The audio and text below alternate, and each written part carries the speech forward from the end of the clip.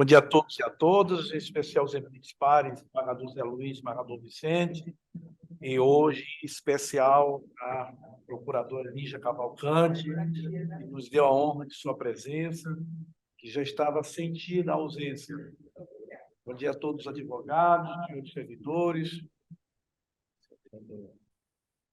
Mas eu não liguei o microfone, não. Acho que era de novo. Senhores servidores e a todos aqueles que nos acompanham pela rede mundial de computadores. Declaro aberta a 21ª sessão da segunda Câmara Criminal, submetendo inicialmente à apreciação de Vossas Excelências a pauta da sessão anterior. Em observação, aprovada. Primeiro processo da pauta é o processo da minha relatoria, não é isso? É o quarto da pauta. É a apelação criminal 080-1344-21-2021, apelante Emanuel Messias dos Santos Silva, da minha relatoria. Eu passo... A doutora já está na sala? É a doutora? Minha Excelência. Isso. Dara, doutora Dara. Doutora Dara, eu passo a palavra para Vossa Excelência para fazer sustentação oral, devendo de início declinar nome e OAB para fim de registro, mas já antecipa a Vossa Excelência, se Vossa Excelência não quiser fazer uso da sustentação oral, porque eu estou antecipando que eu estou dando provimento ao recurso. Então, dispenso, Excelência. Agradeço a Vossa Excelência. Como se manifesta a doutora Lígia Cavalcante, Ministério Público, mantenho o parecer.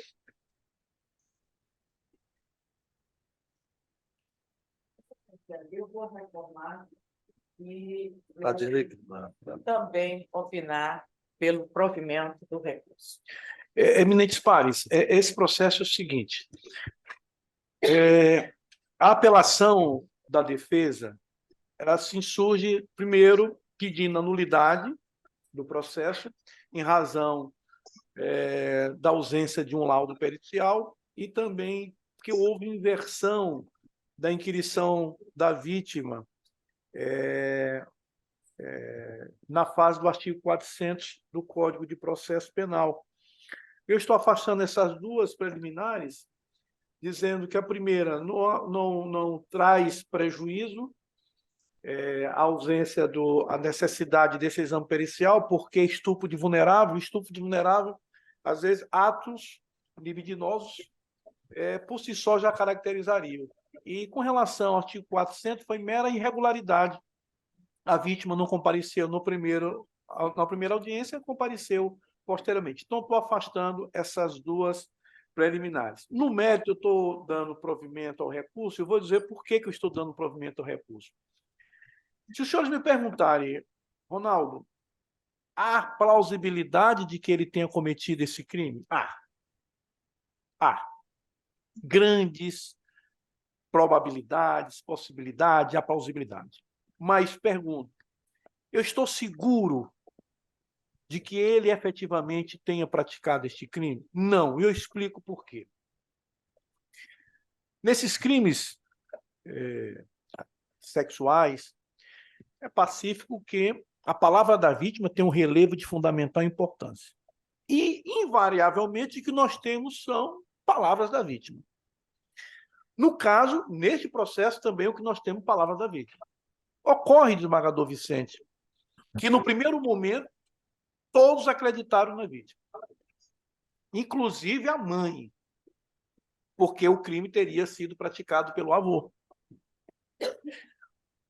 Todos acreditaram.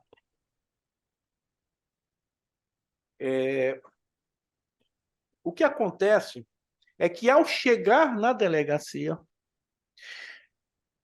a vítima, o paciente, o apelante, melhor dizendo, ele tem uma filha homossexual que vive com uma outra. E eles têm um relacionamento conturbado, não só com a filha, mas também com a companheira da filha. O que nos leva a acreditar que a própria filha, quando chega na delegacia e diz que a sobrinha é mentirosa,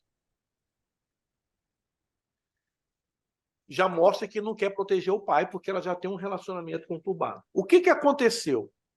Quando, ao chegar na delegacia, a vítima diz para a tia, sorrindo, tia, realizei seu sonho. Ele está preso.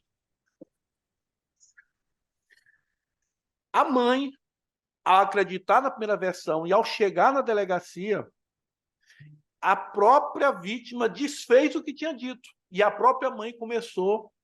E as outras tias disseram que essa jovem tem um histórico de mentiras, é conhecida por suas mentiras. Chegou uma certa vez, a mãe teria mandado ela ajeitar a casa, ela tirou toda a roupa do guarda-roupa, jogou tudinho, bagunçou, como a gente chama na minha terra, em Codó, toda a casa e chamou o conselho tutelar para dizer que ela estava na situação de escravo. Então, é digno de psicólogo. E tem outro aqui, que eu não vou cansá-los, mas está no meu voto, vários episódios contados não só pela mãe, mas contado também pelas tias, inclusive a tia que não tem um bom relacionamento com o apelante, que não tinha, pode assim dizer, como querer protegê-lo. Então, com essas considerações, eu não me considero, não me sinto seguro de levar em consideração única e exclusivamente a palavra da vítima. O voto está à disposição dos senhores, é um voto longo. Então, com essas considerações, com essas dúvidas mais do que razoáveis, repito, a grande possibilidade, plausibilidade de que ele tenha efetivamente praticado. O que teria sido alegado? Que ele veio nu, abraçou, nu, com a toalha, melhor dizendo, com a toalha, depois teria tirado a toalha, abraçou a vítima, teria mandado a vítima ir para o quarto e ameaçado a vítima, dizendo, se você contar isso para alguém, eu vou lhe matar. Essa que a vítima disse, e quando chegou na delegacia já contou uma outra versão, embora que caracterizasse também estupro de vulnerável, porque era ato libidinoso.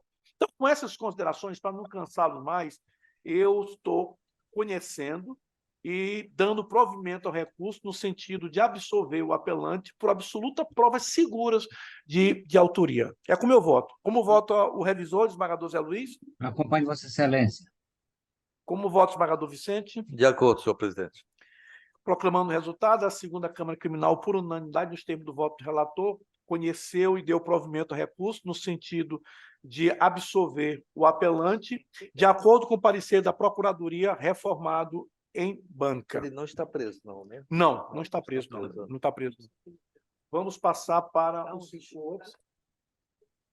O quinto é desembargador Zé Luiz. Muito obrigada, Excelências. Um ótimo dia de trabalho. Ô, doutora, me desculpe não ter dispensado Vossa Excelência. Desculpe, viu? Obrigado. Tenha um bom dia. Próximo processo da pauta é da relatoria do eminente desembargador Zé Luiz. É o quinto processo da pauta, é um recurso em sentido estrito 080-35-11-14-2021. Alain Eric Salgueiro Figueiredo é o recorrente e é oriundo de Santo Inês. O advogado está na sala? Doutora Eva, está presente. Doutora? Estou aqui, Excelência. Doutora Eva, né? Doutora Eva, Isso. bom dia para a senhora. A senhora Bom tem dia, Excelência. a palavra para fazer sustentação oral pelo prazo regimental, devendo declinar nome e OAB para fim de registro de início. Obrigada, Excelência. Eva Uchoa, OAB Pernambuco, número 58382. Colinda turma, saúdo a todos aqui presentes, na pessoa do Excelentíssimo Senhor Presidente e Desembargador José Luiz Oliveira de Almeida, ao qual me dirijo com grata satisfação em merecer vosso precioso tempo. É minha primeira vez sustentando perante esta Corte de Justiça.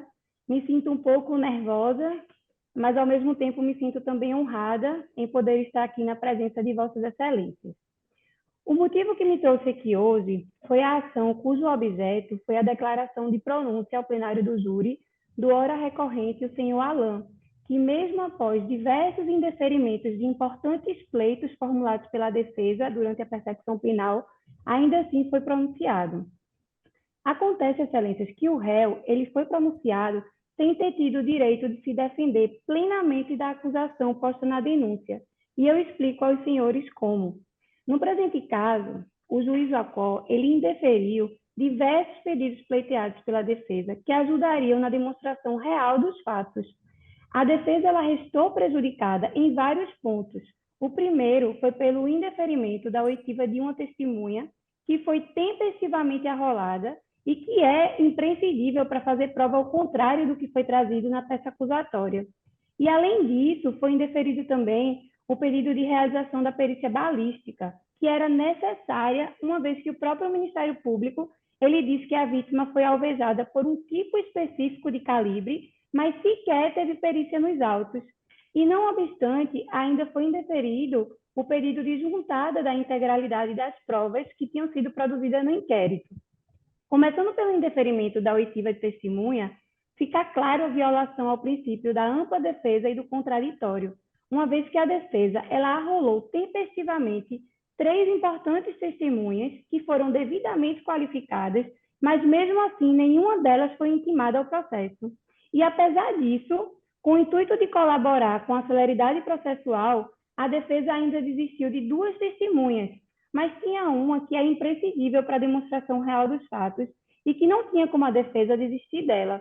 E mesmo assim, essa testemunha ela foi deixada de ser intimada com a justificativa de que o endereço não tinha sido localizado. Acontece, excelências, que a defesa, além de ter acostado nos autos o endereço completo da referida testemunha, ela citou também os pontos de referência da sua localização e ainda juntou comprovante de residência, que aí eu peço licença aqui para mostrar aos senhores, não foi juntado os comprovantes de residência, demonstrando a existência do logradouro, mas mesmo assim o juiz Ocó, em uma única tentativa, e eu repito porque eu acho que vale a pena ressaltar, foi apenas uma vez tentada encontrar essa testemunha e foi frustrada, e mesmo assim deixou de intimar novamente, de procurar novamente a testemunha. Ainda vale ressaltar que o próprio oficial de justiça, ele colocou nos autos da seguinte forma, e eu peço licença aqui para ler na íntegra. Abre aspas. Em conversa com moradores antigos, obtive informações que existe Vila União em Buriticupu, Maranhão, fecha aspas. Isso mostra que isso é a prova de que o endereço, ele de fato existe, porque se não fosse o contrário, não teria um comprovante de residência, uma conta com o endereço do local. Inclusive, o próprio Ministério Público também, ele se pronunciou favoravelmente à reiteração da intimação e deixou isso consignado em ata que estava concordando com o pedido. Mas, mesmo assim, diante disso tudo, o juiz Ocó, ele não emitiu esforços para fazer novas tentativas de intimação à testemunha. E aí, perante esse contexto, senhores desembargadores e procuradora, resta clara a demonstração do desrespeito ao princípio constitucional presente no artigo 5º da Carta Magna, bem como também ao desrespeito ao princípio da paridade de armas que consta no nosso processo penal, uma vez que todos os pedidos feitos pelo parquet foram deferidos, enquanto a defesa teve um indeferimento dos seus pedidos e que tinha grande relevância para o processo. Visto isso, a defesa requer que seja reconhecida a nulidade e hora delatada e que seja determinada a intimação da referida testemunha para que preste esclarecimento no bojo do processo. Ainda não obstante, foi indeferido também o pedido de perícia balística nos projetos que foram retirados do corpo da vítima. E agora eu pergunto a Vossas Excelências, em que base pericial o órgão acusador ele apontou o calibre da bala que ceifou a vida da vítima, se não houve sequer nenhum laudo ou perícia que fosse acostado aos autos que justificassem essa afirmativa. Além do mais, o artigo 158 do nosso Código de Processo Penal, ele deixa claro que quando o crime ele deixar vestígios, como é o do caso concreto, é indispensável o exame de corpo de delito. Mais uma vez, Excelência, a decisão do juiz Ocó, com todas as linhas, ele vai de encontro com o próprio Código de Processo Penal, dando ensejo à nulidade acima narrada. E por isso que, mais uma vez, a defesa requer que seja reconhecida a nulidade e seja determinada a realização da perícia balística, de modo que seja possível determinar se o calibre dos projéteis retirados do corpo da vítima é, de fato, o que é apontado pelo órgão acusador. Já quanto ao mérito, senhores, foram imputadas ao réu 2 qualificadoras do artigo 121, parágrafo 2º, a do inciso 2º e a do inciso 4º do Código Penal. Entretanto, as provas constantes nos autos, elas não trazem elas não comprovam o motivo do crime, Eu repito aos senhores, nenhuma testemunha, nenhum documento, nada que foi trazido aos autos comprova o real motivo do crime.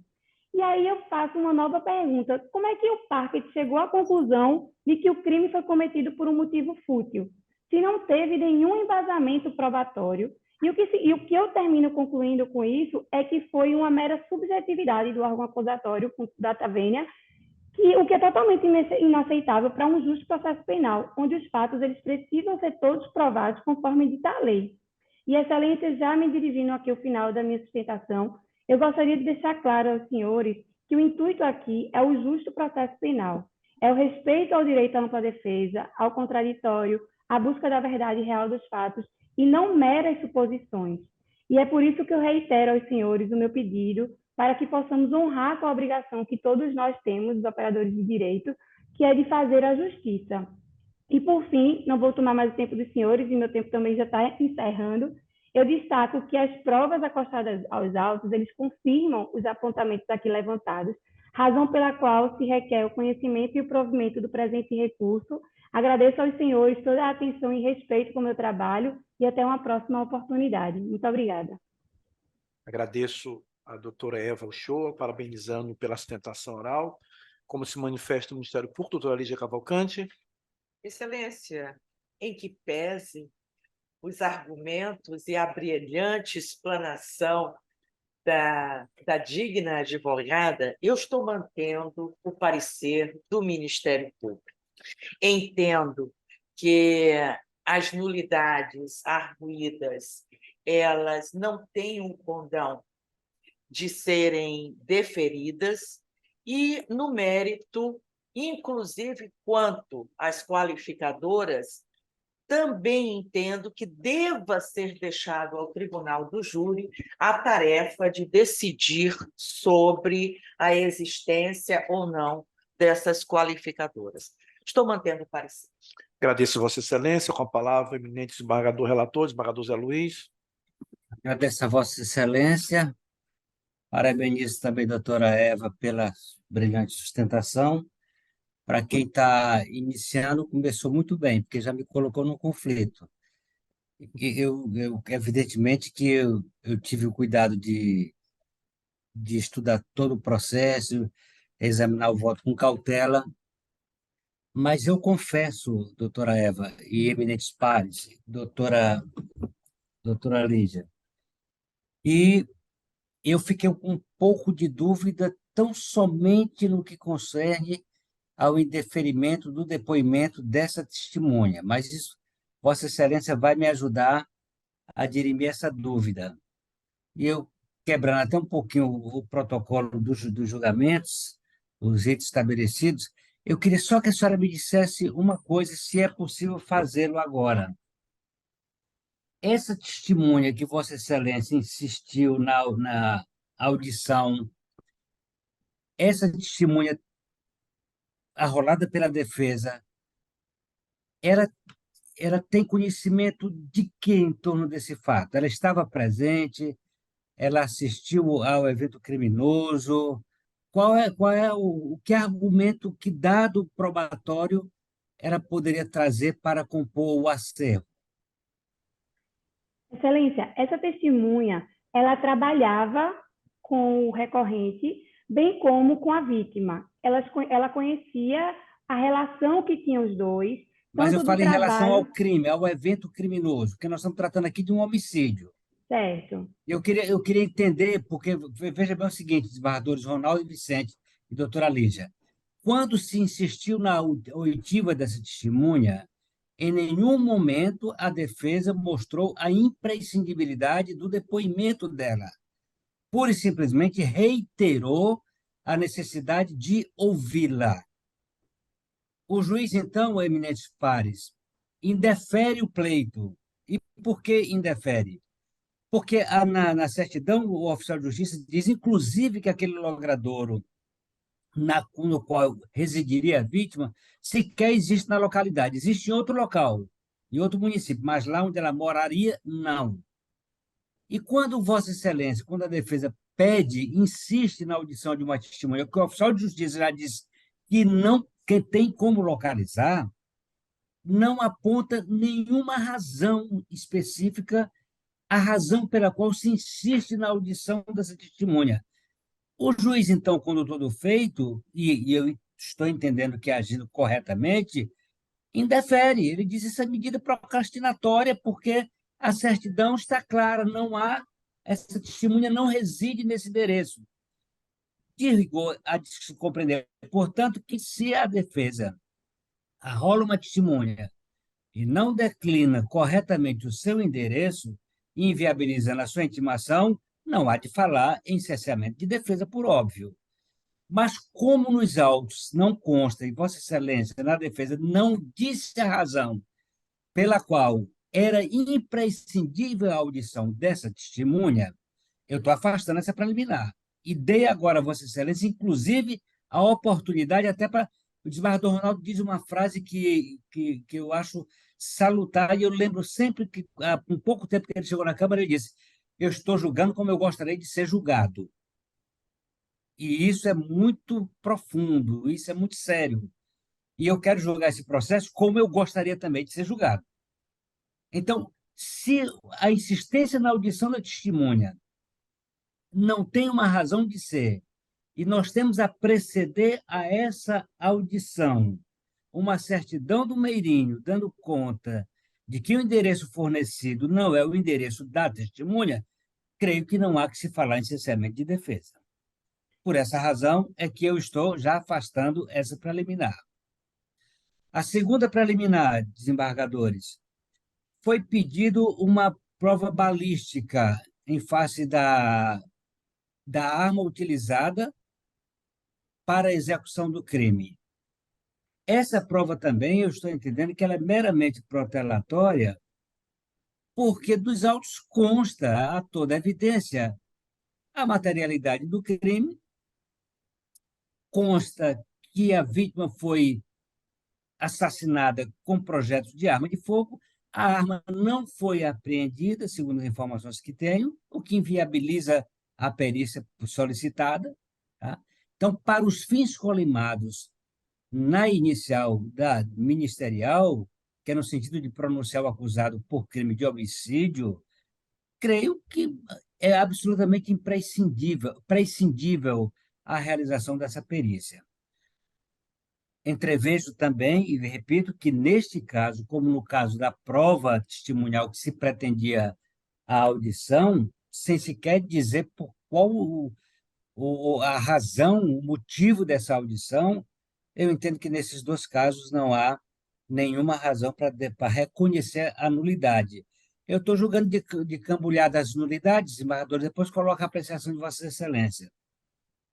E a última nulidade apontada também, que entendo absolutamente descabível, inclusive inoportuno, se a essa altura do campeonato se discutir que determinadas peças da fase administrativa não foram acostadas aos autos, sem declinar quais peças seriam relevantes, por que tal e qual peça deveria estar nos autos, quando o Ministério Público, de posse das peças que tinha, ofertou denúncia, a instrução probatória correu naturalmente e culminou toda ela com a pronúncia do acusado. Portanto, entendo que as três proposições feitas no sentido de anular o processo, elas sucumbem diante desses argumentos que estou apresentando aqui e agora. Tivesse a defesa dito da imprescindibilidade do depoimento, declinado as razões pelas quais insistia, tivesse a defesa ofertado o endereço, pelo menos parcialmente correto, o que consta aqui dos autos é que nem esse logrador existe na localidade. Tivesse a defesa apontado já no primeiro momento que se manifestou nos autos, quais as peças inquisitoriais que seriam também imprescindíveis à defesa, tivesse tomado todas essas providências, eu entenderia que nós poderíamos até aprofundar a questão. Fora disso, eu entendo que tudo isso seria meramente procrastinatório. Eu entendo que é dever do juiz trabalhar para que o processo tenha o devido andamento sem dilações desnecessárias.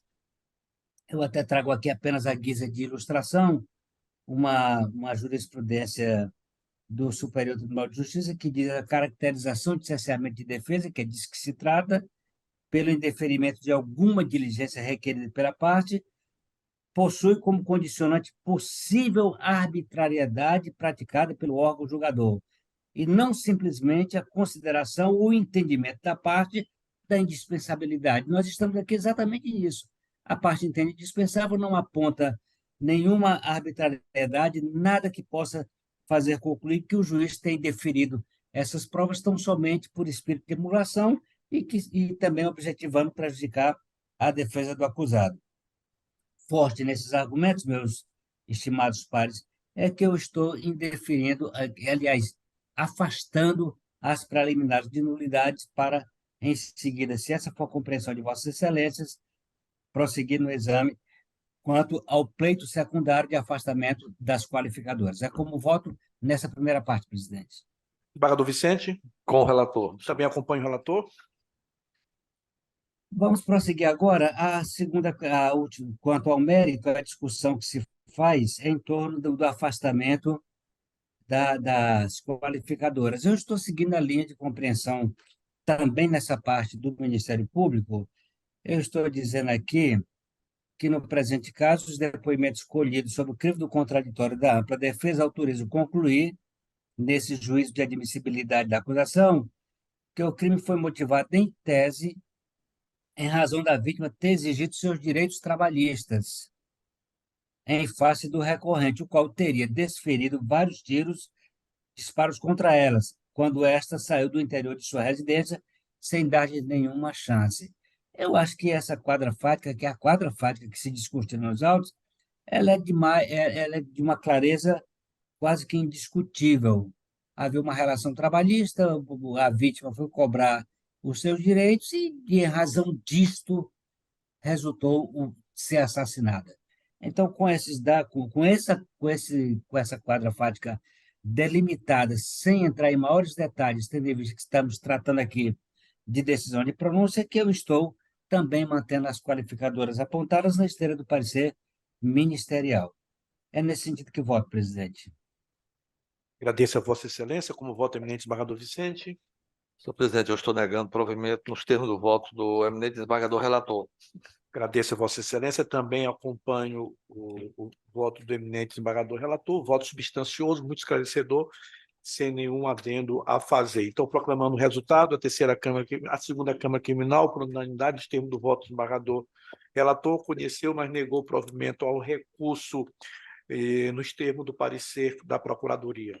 Eu agradeço a doutora Eva Uchoa, parabenizando mais uma vez pela brilhante dissertação oral. Iniciou muito bem, doutora. Tenha um bom dia. Muito obrigada, excelências. Bom trabalho para os senhores. Próximo. De quem é? É meu. O próximo processo da pauta é o primeiro, a apelação criminal 00016897/2016, da minha relatoria, Carlos Gardel Oliveira Nunes. É uma apelação criminal. É o doutor Gabina. Já se encontra na sala? Sim, Excelência, bom dia. Doutor Gabina, bom dia. Tem Vossa Excelência a palavra pelo prazo regimental. Bom dia a todos. Bom dia, doutora Lígia Cavalcante, professora por excelência. Doutor Zé Luiz, doutor Vicente Castro, meu respeito.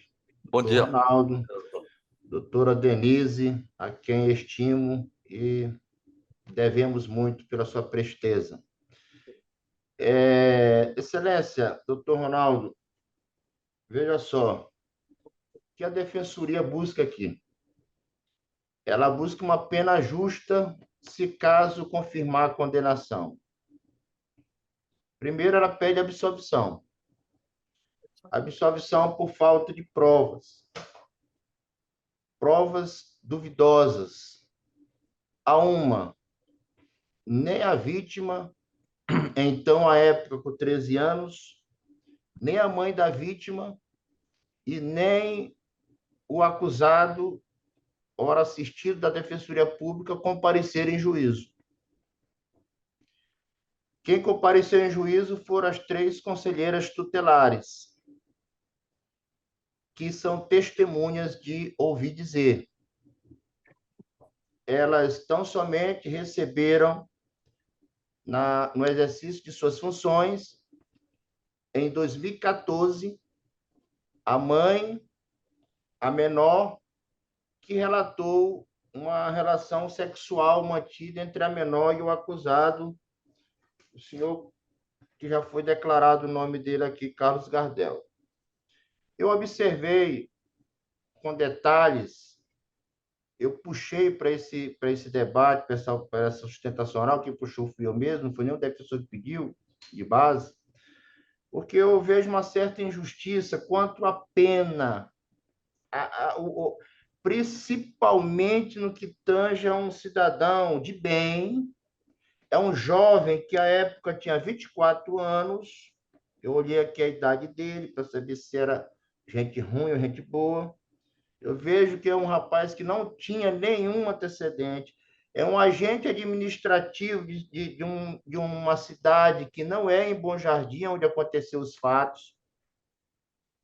Conheceu essa jovem de iniciais NCS, a qual declara em sede de delegacia de polícia que afirma que ingere bebida alcoólica desde os 12 anos, quem diz é a jovem, que ingere bebida alcoólica desde 12 anos, que costuma ingerir bebida alcoólica nos bares da cidade, principalmente nos bares localizados na Praça da Rodoviária. É ela quem diz no seu depoimento, junto à autoridade policial, que também afirma que dorme fora de casa desde os 12 anos, que afirma que conheceu Carlos G. na casa de sua amiga, Claiane, pois ele se hospedava lá de vez em quando ficava lá até resolver seus assuntos, aqui em Bom Jardim,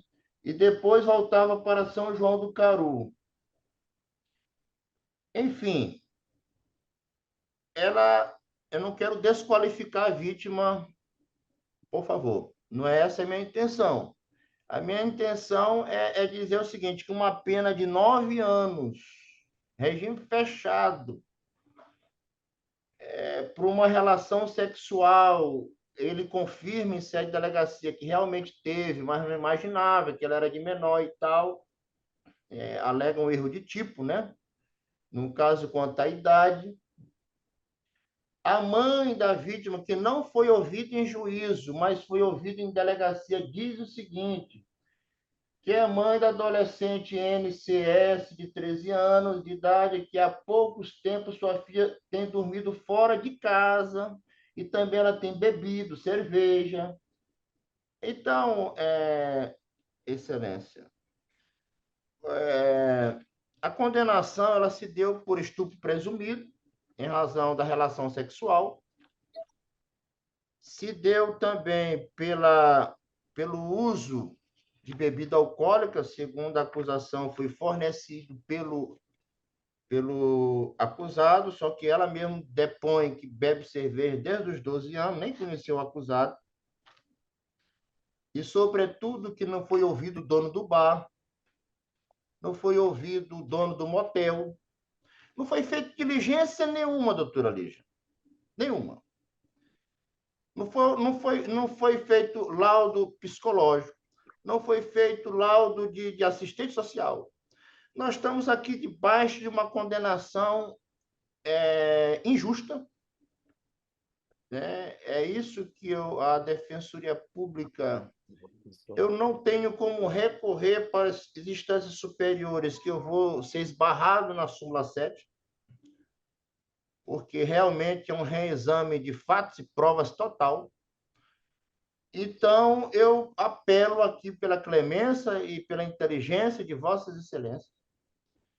O cidadão não conheço, claro que a Defensoria Pública geralmente não conhece os acusados, mas eu quero dizer que não conheço em sede judicial, não foi ouvido em sede judicial. Eu ouvi os depoimentos, os áudios das conselheiras tutelares. Uma disse que foi mais de uma vez, outra disse que não foi. Aí o juiz, para apaziguar para o crime continuado, disse o seguinte, já que houve beijo, e depois do beijo houve uma relação sexual, então o crime é continuado. Não, é ato preparatório.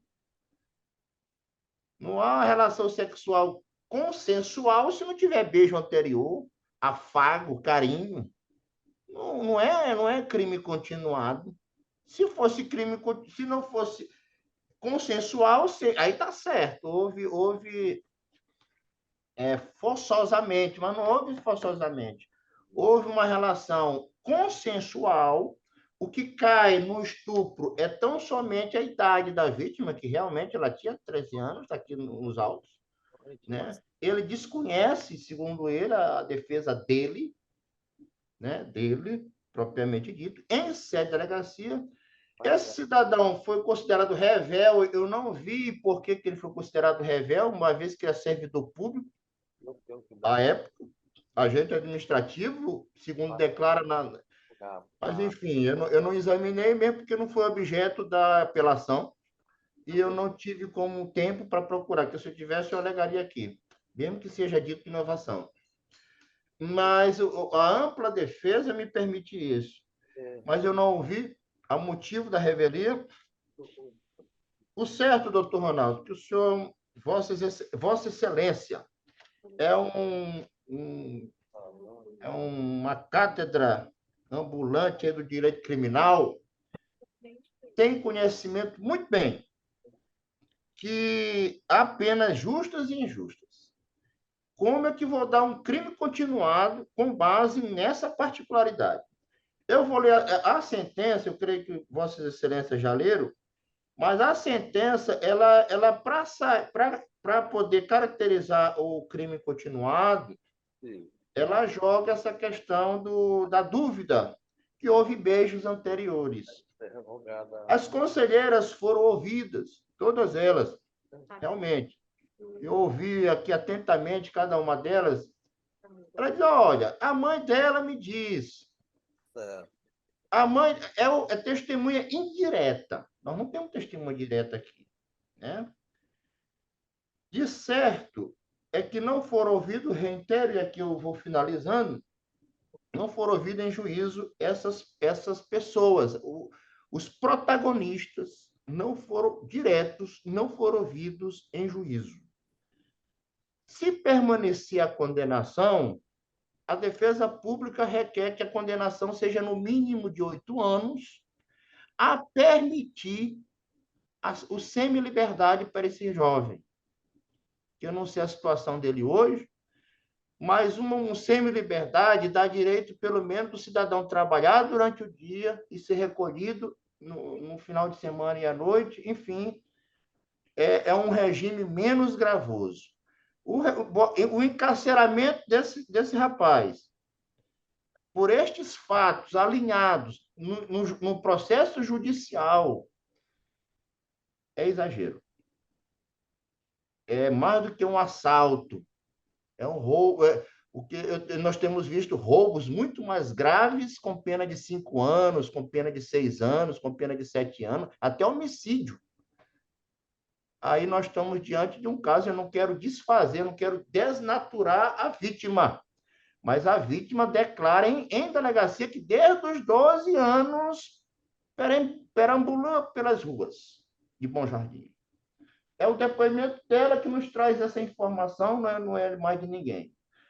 Então, eu creio que Vossa Excelência tenha a caneta na mão, o juízo para julgar, e o indúbio pro réu é o que se apela à defesa, porque é o único instituto que tem se apelar a indúbio pro liberdade, principalmente afastando. Se for mantido a condenação pelo estupro, que seja afastado. O crime continuado, artigo 71. Aí a pena vai para o mínimo, porque o juiz deu no mínimo corretamente.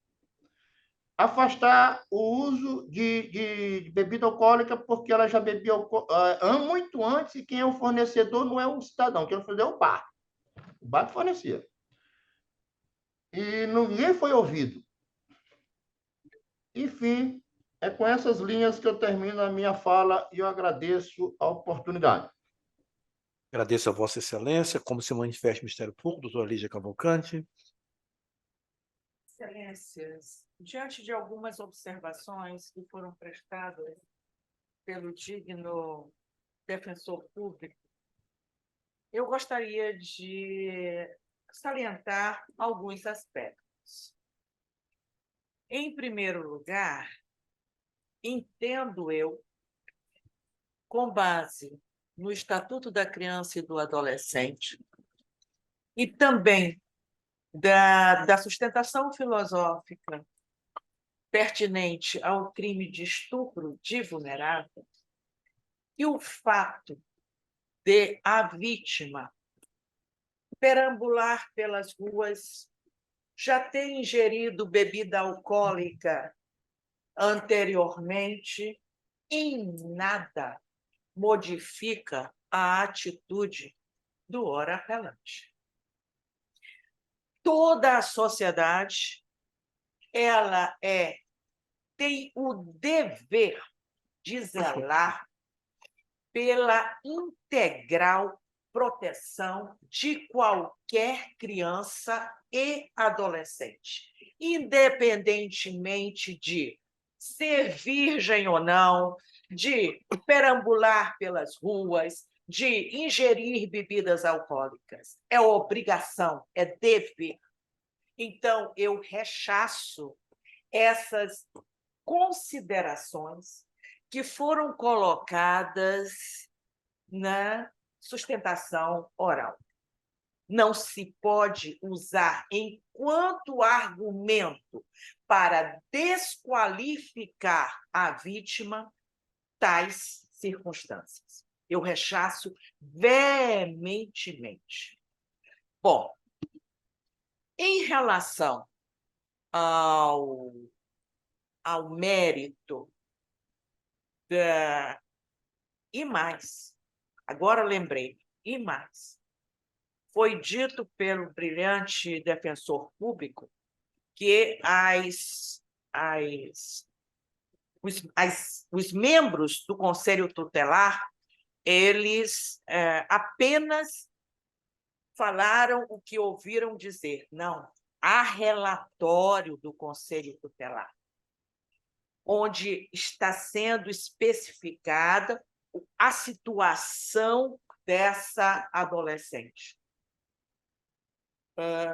Só essa remarca que eu gostaria de fazer. Eu estou mantendo o parecer no que pertine ao mérito, até porque não há como se absolver uma pessoa que ela confessou que manteve, sim, relações sexuais com a vítima.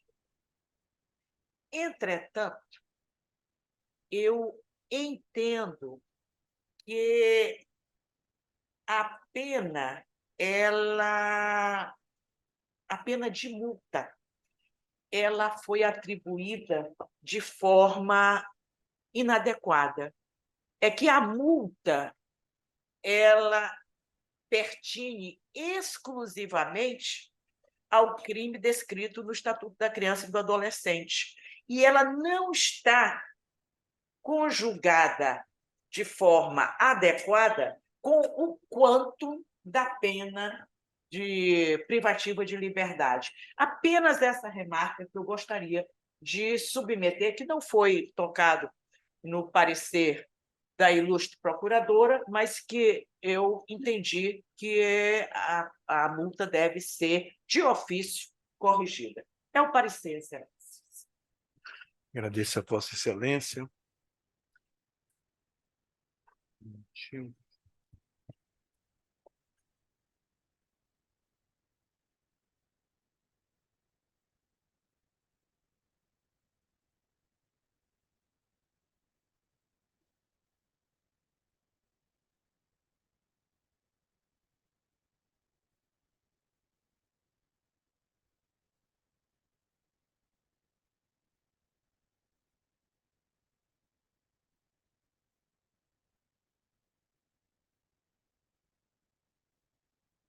Okay.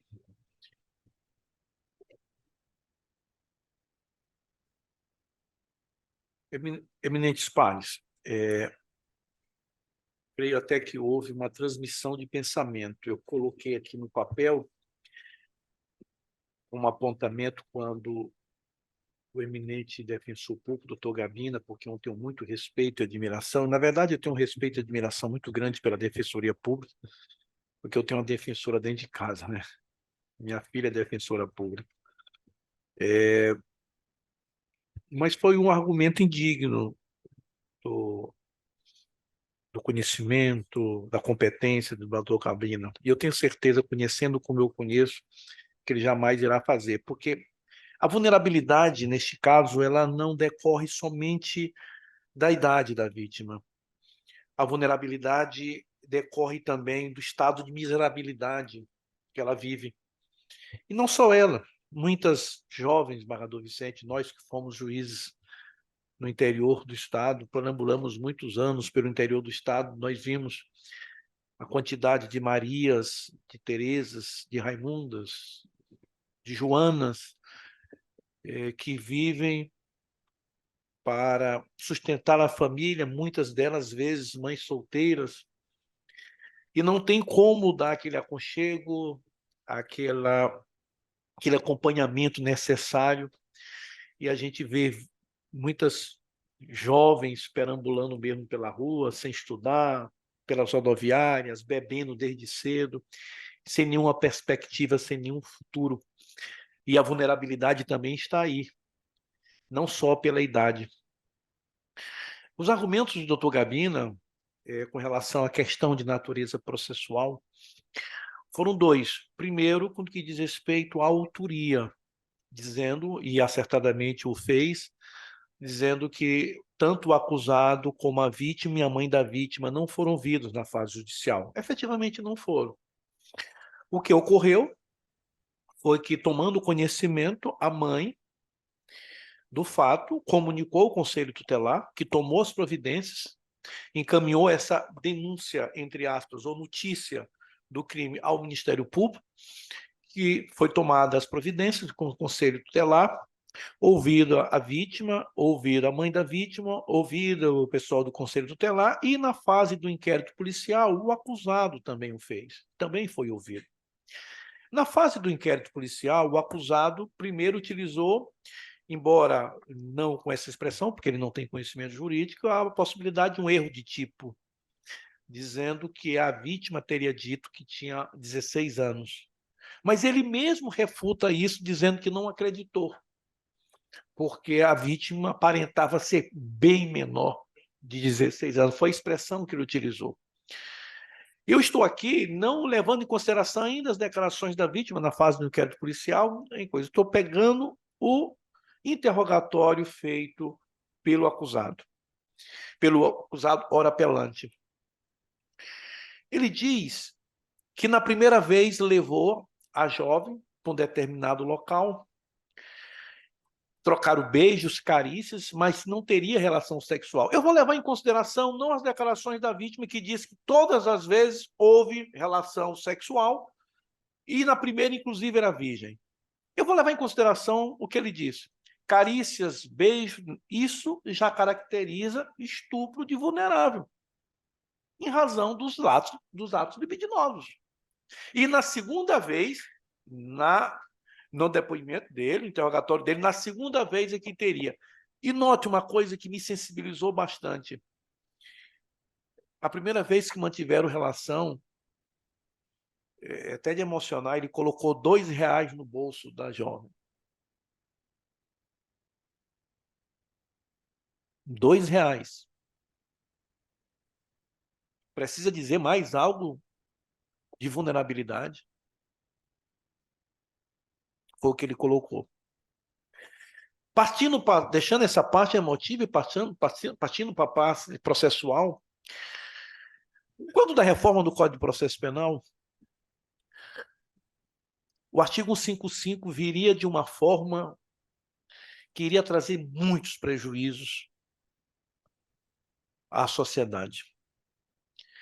E o Flávio Dino, hoje ministro, senador e ministro, na época deputado federal, uma emenda dele, doutora Lígia Cavalcante, Se salvou esse dispositivo quando ele colocou a expressão exclusivamente. Porque o artigo 55 dizia o seguinte, que não se admite elementos ou provas escolhidas durante o inquérito policial. E ele veio e colocou exclusivamente. Eu pergunto, neste processo, nós temos provas exclusivas, única e exclusivamente do inquérito policial? Não.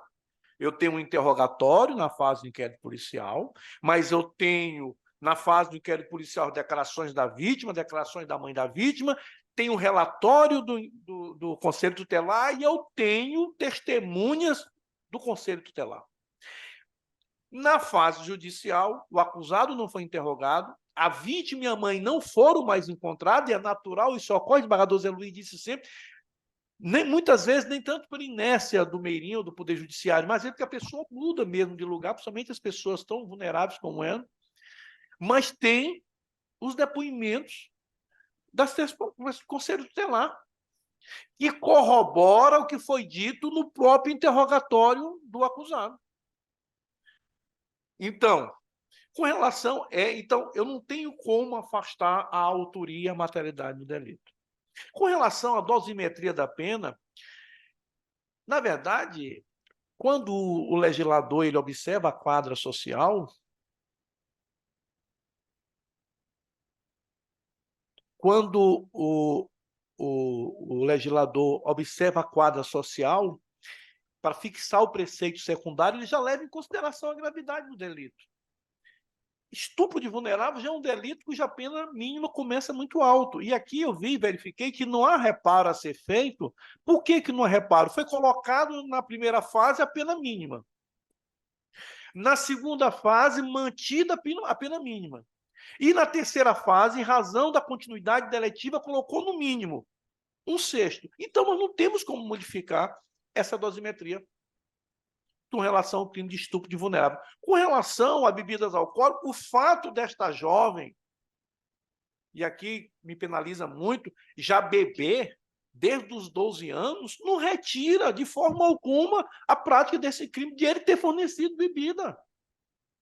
Forneceu bebida, manteve relação e depois da relação colocou R$ 2 no bolso da vítima. Então, com essas considerações, eu estou encaminhando o voto no sentido de conhecer, mas negar provimento ao recurso, e, inclusive, levando em consideração também que não tinha no meu voto, eu vou fazer o adendo, eu agradeço a doutora Lígia Cavalcante, com relação, inclusive, à pena de multa para ser reformada. É com o meu voto, como voto eminente, desembargador revisor, desembargador Zé Luiz. Presidente, casos desses jaez, elas tocam muito na alma da gente. Sobretudo nós que temos filhas, sobretudo filhas, nós que temos consciência de que não se deve, em linha de princípio, ou em princípio mesmo, sob qualquer perspectiva, valer-se da situação de fragilidade das outras pessoas para, a partir dessa situação, tirar qualquer proveito, qualquer vantagem. E ao tempo em que o doutor Gabina, que é um ser humano destacável, que é um profissional destacável, que é um profissional elogiável, por quem eu tenho respeito maior, mas ao tempo em que ele fazia a sustentação oral, eu ia consolidando em mim a compreensão de que a cada argumento apresentado havia, desembargadores Ronaldo Vicente e doutora Lígia, havia uma reafirmação definitiva da condição de fragilidade e de, por consequência, para usar o termo jurídico, de vulnerabilidade dessa vítima. É impressionante como a quadra fática descortinada e enfatizada pelo doutor Gabina, longe de autorizar qualquer tipo de decisão mais benevolente ao acusado, ao reverso, autoriza a adoção de medidas, ou pelo menos a adoção de uma posição tendente a manter a decisão de primeiro grau. O que é estar vulnerável? O que é estar fragilizado? É se colocar numa situação de fraqueza diante de uma relação, seja ela qualquer que seja. O consumidor, por exemplo, diante de um grande conglomerado de alguém, de um monopólio de determinadas empresas, ele fica vulnerável diante desse poder econômico e às vezes faz mais do que ceder em face das condições de fragilidade em que ele se coloca diante dessa relação. Mutatis mutandis, trazendo para o caso presente, o que se tinha aqui nesse caso específico, trazendo a questão para uma análise à luz da quadra fática. Nós tínhamos um cidadão em condições, e aqui emprego o termo no sentido bem amplo, de superioridade, de poderio diante de uma jovem absolutamente fragilizada pelas circunstâncias da vida. E quando ela vai para a rua e vive essa vida desregrada, isso é apenas mais um sintoma da situação de fragilidade em que ela se encontrava. A desautorizar que qualquer pessoa, em uma situação diametralmente oposta, pudesse se valer dessa situação de fragilidade. Então, estar fraca diante da relação, estar nessa situação em que ela se encontrava, exigia muito mais do acusado em relação a tudo que aconteceu.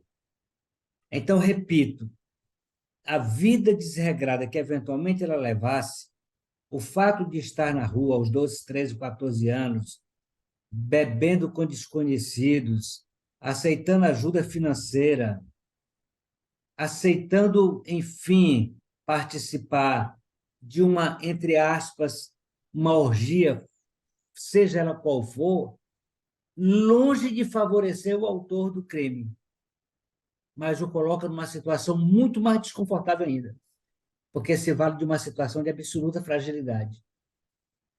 Essa situação, eu acho que não deixa dúvida de que o voto do relator foi muito bem produzido no sentido de manter essa condenação, mesmo porque as provas que há nos autos elas são mais do que suficientes para demonstrar a autoria e mesmo porque o próprio acusado não nega, convindo destacar que, segundo consta dos autos, a primeira relação, essa jovem ainda era virgem, mas já estava em situação de fragilidade tal que eu acho que nem hesitaria em mercadejar o corpo. Quer dizer, isso é uma tragédia para a nossa sociedade.